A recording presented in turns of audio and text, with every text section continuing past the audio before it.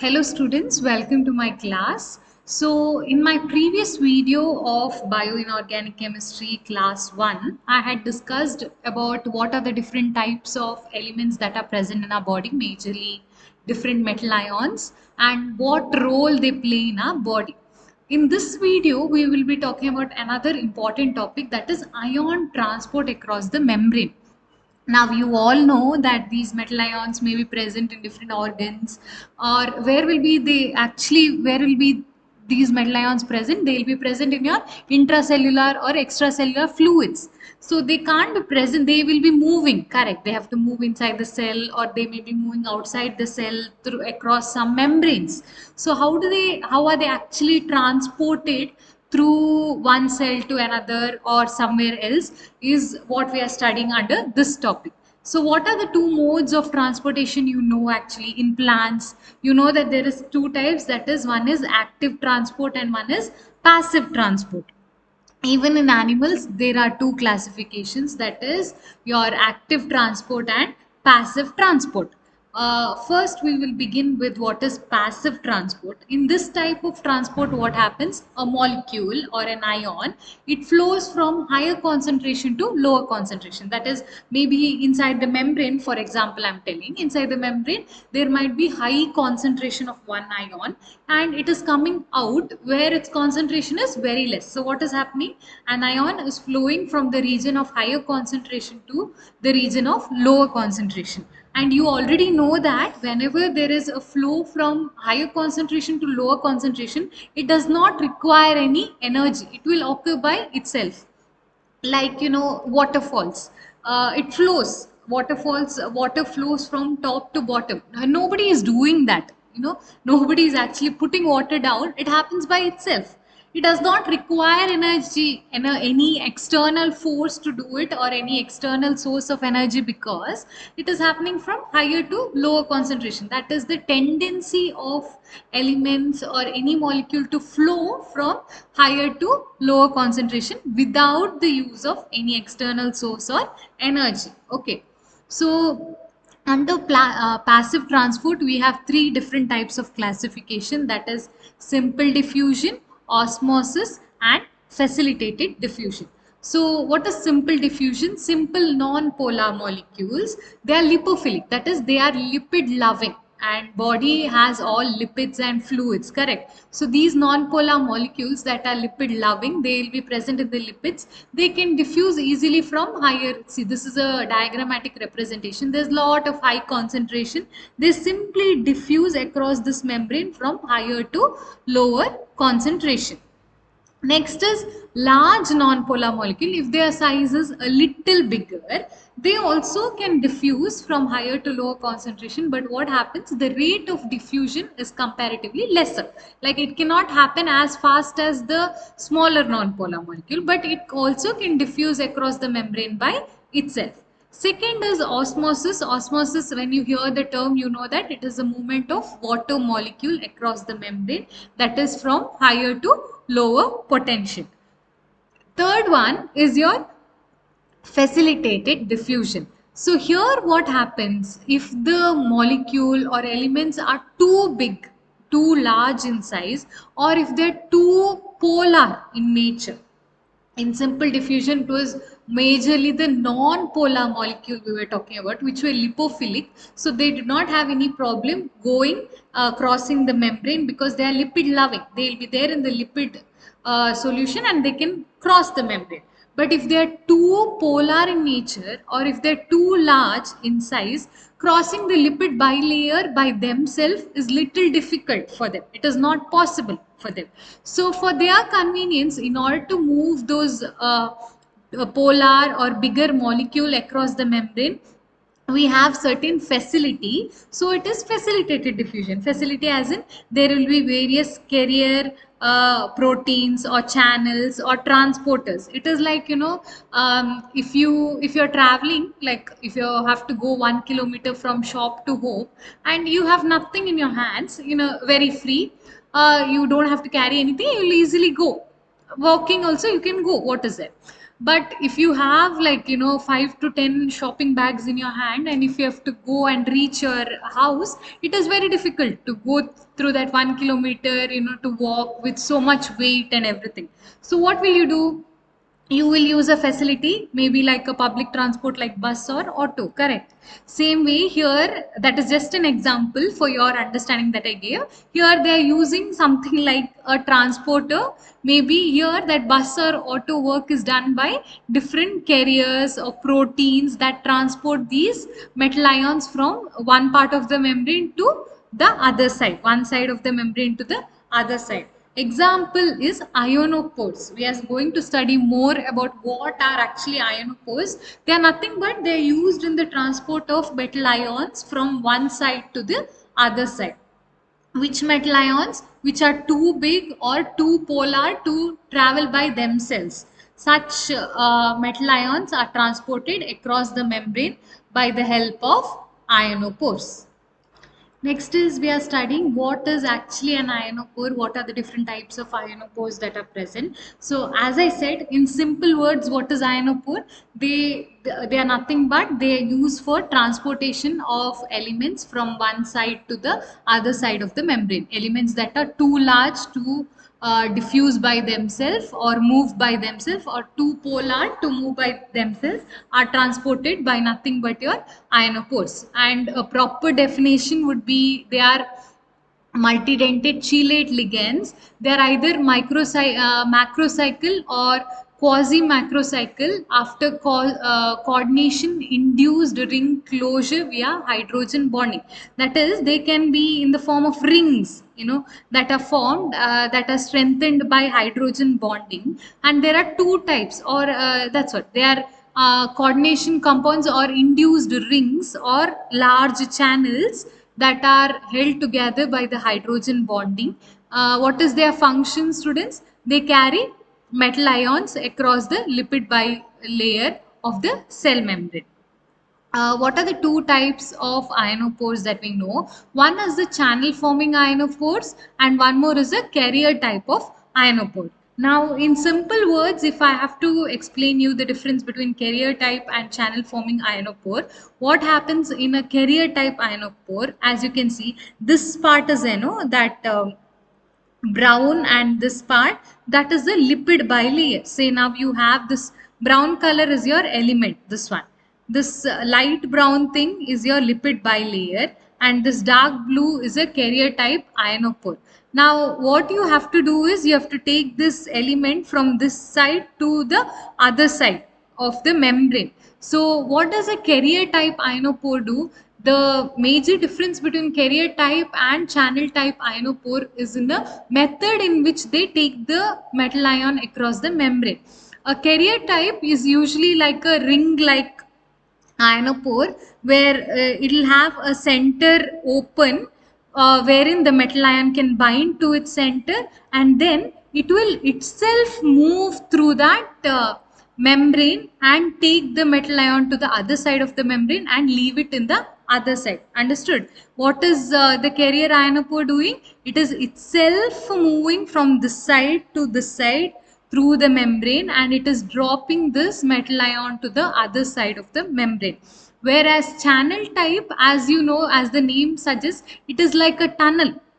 It is forming which forms a transmembrane channel or a tunnel through which this ion can move. Now ion was finding it difficult to move through the lipid bilayer, but this tunnel facilitates the movement of ion easily. So here, what is the difference between carrier and channel type?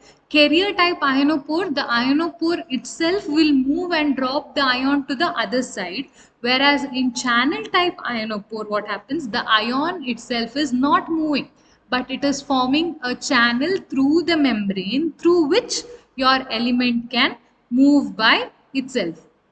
It is like one is taking a carrier type will be like, you're taking a transportation from one place to another, like an auto, wherein you're dropped at your pickup and drop side. But whereas in channel, what happens? It's like you're moving through a tunnel, which has become like easy facilitation for you, but it itself is not moving anywhere. Next, we are studying how is this mechanism of transport taking place through ionophore. So, first is your carrier type that I'll be discussing. Next, we'll talk about channel.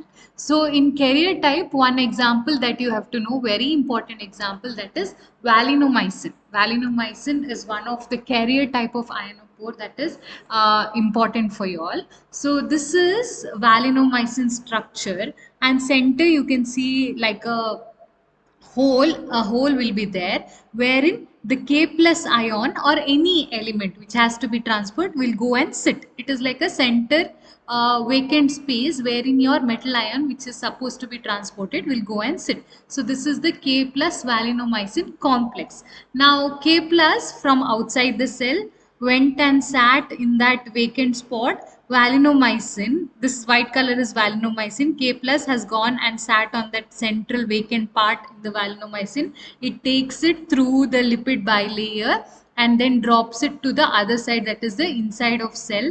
Now K plus is given out and valinomycin will once again go to take another K plus ion and transfer it to the other side. That's how it works. So valinomycin is nothing but a macrocyclic antibiotic. It has a cyclic structure and they function as a carrier type of ionophore, and they carry through this lipid membrane, and they are also called as, this is important, they are act as phase transfer catalyst or crown ethers. Crown ethers will be studying next in this. So they act as phase transfer catalyst. So what is it is that this valinomycin or any carrier type ionophore will have a non-polar sheet. Okay, outside of that carrier type ionophore, where I'm pointing out, has a non-polar sheet, and central part will be vacant wherein this cation, that is your polar cation, will go and sit. Okay, and this is the lipid bilayer or bimembrane through which this non-polar sheet will go and transfer the element to the other side of the cell. Okay, by complex, how is a metal ion carried? By complexing it, that is, it forms a complex, makes installs it here in the middle where that vacant spot is there, metal ion. By complexing to the metal ion, this carrier type of ionophore diffuses through the non-polar lipid membrane. Okay, and their speed is very good. For example, a single molecule of carrier type ionophore, that is valinomycin, its capacity is it can transport 10 raised to 4 K plus ion per second. Okay, per second, so much K plus ions it can transport. So transportation speed is also very fast. Next, we are studying about how is the mechanism of transport in case of channel formers. We already discussed carrier type. So, one example for channel forming ionophore is your gramicidin A, okay, which is it is made of 50 amino acid residues, and they have modification at carboxyl and amino terminals of the amino acid residue, and they form this long channel like structure, that is gramicidin A, and this channel traverse through the membrane. Traverse means what?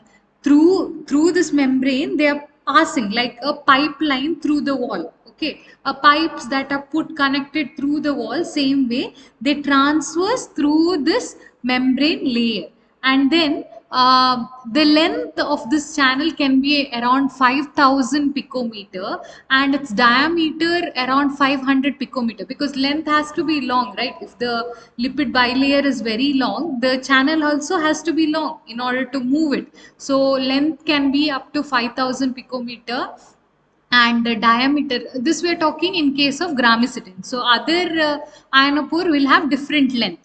So in gramicidin, taking it as an example, it will have length of around 5000 picometer, diameter will be around 500 picometer, which can be widened to 680 as well. Okay, and they allow the passage of metal ions, and majorly they can transport univalent ions like H plus, okay, H plus or K plus, Na plus, and other univalent ions will be preferred. Now, if you see here, this is a channel forming ionophore. The outside part of the channel forming ionophore is made of non-polar sheath, whereas the inside part of the channel forming ionophore is made of polar sheath. Okay, and this ion will go inside here. Ion by itself is polar in nature, correct? So that will go inside and pass, and inside part is polar in nature, outside it is covered with a non-polar sheath. That is something you have to know. And they can transport, speed is important, correct? So they can transport around 10 raised to 7 cations per second, that is a speed. And the channel itself, as I said, the last point is telling that channel itself does not need to move at all. It is only the ions that are moving, but channel is like a pipeline through which the ions will move inside the, like how water moves inside your pipe.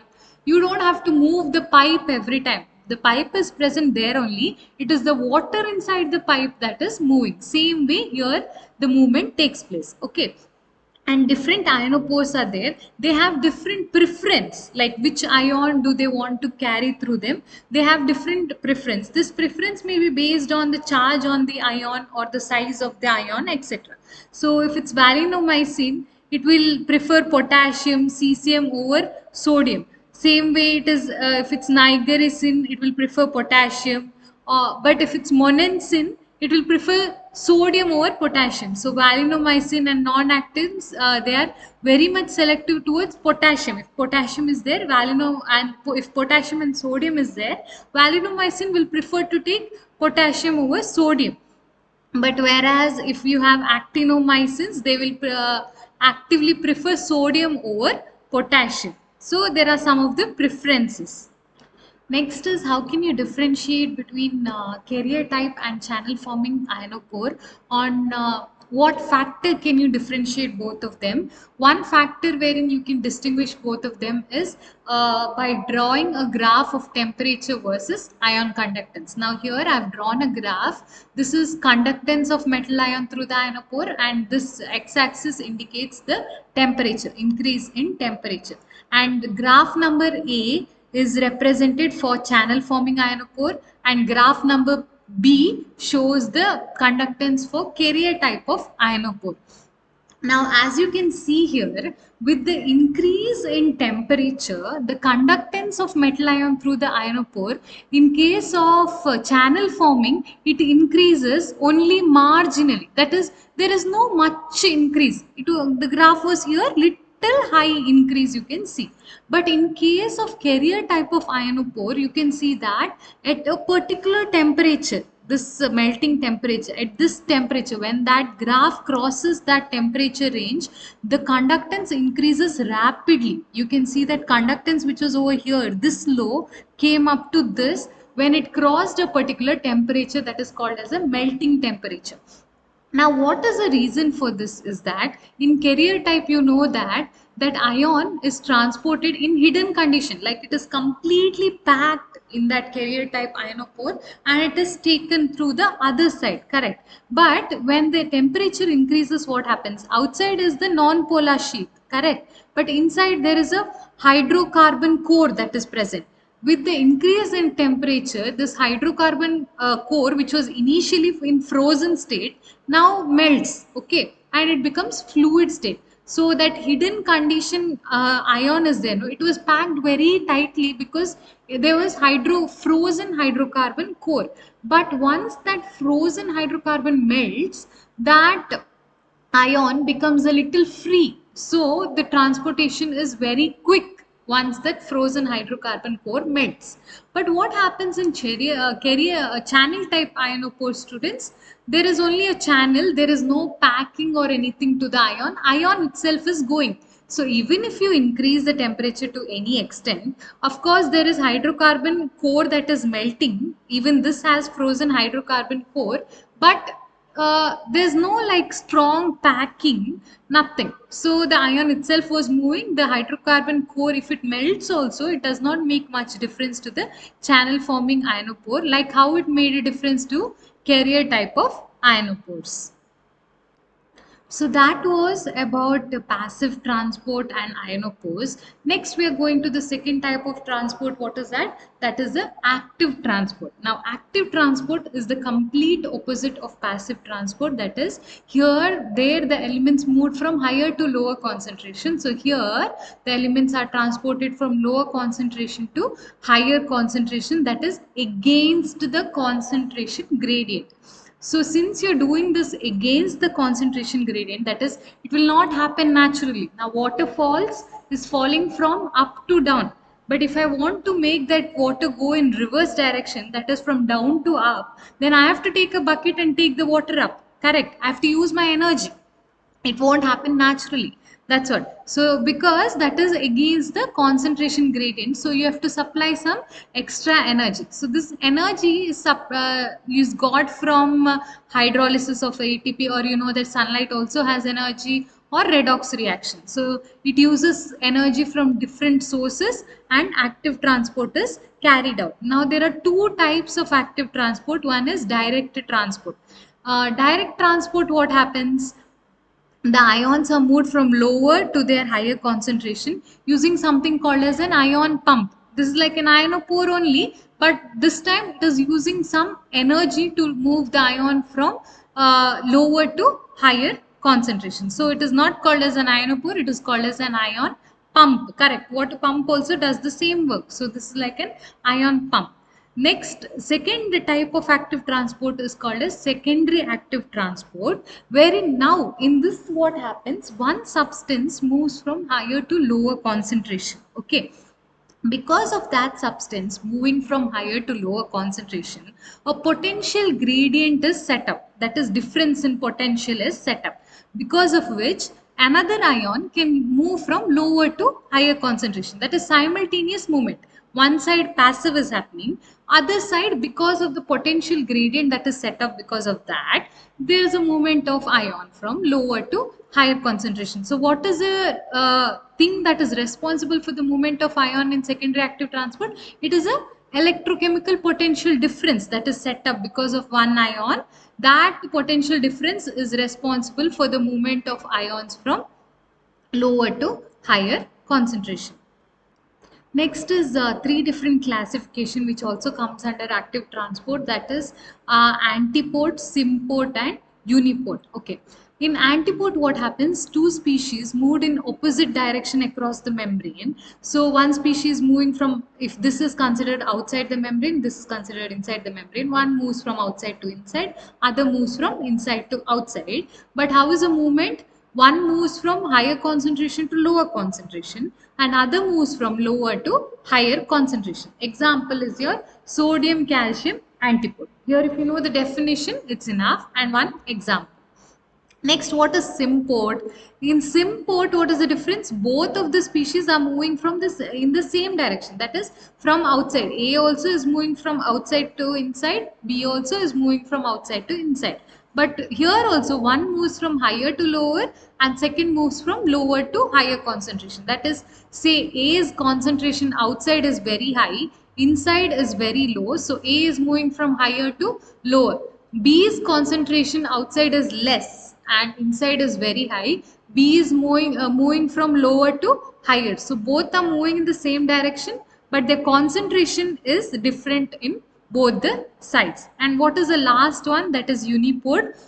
Here the species, they are moving from higher concentration to lower concentration. That is called as a unipode. Next, we are talking about one more type. These are also like ionophores, that is crown ethers. So, like compared to transition metal ions, the alkali and alkali metal ions, their complexing power is very less, and they cannot form complexes with the ionophore and cannot be transported. Okay, for such transport of alkali and alkali earth metal ions, we use something called as crown ethers, who also work in the similar way as that of the ionophores, and you are used in the transport of metal ions across the membrane, especially the alkali and alkaline earth metal ion.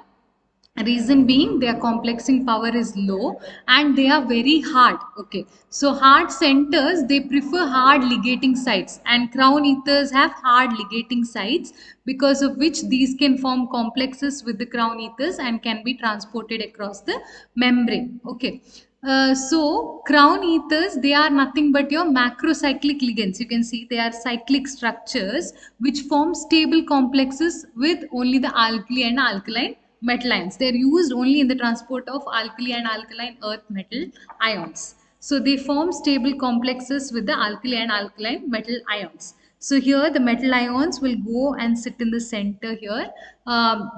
As you can see, they are macrocyclic ligands, cyclic in structure. So the metal alkaline or alkali metal ions will sit in the center and will get transported across the membrane. So different crown ethers, this is important, and some of the structures are also important. Different crown ethers, they have preference for different alkali or alkaline metal ions. Like say crown 4, it prefers lithium.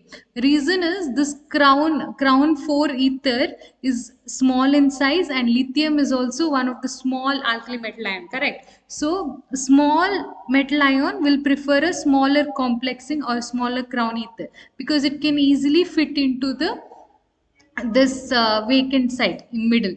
Same way, if the size of the alkaline earth metal becomes bigger and bigger, it prefers bigger crown ethers. Like sodium prefers crown 5 and potassium prefers crown 6.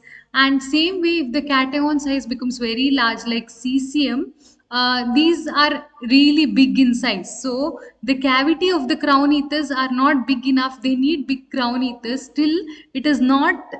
Their complexes are not stable enough, because it will not completely fit into the cavities. So the smaller ones are easily transported compared to cesium, which is a bigger metal ion.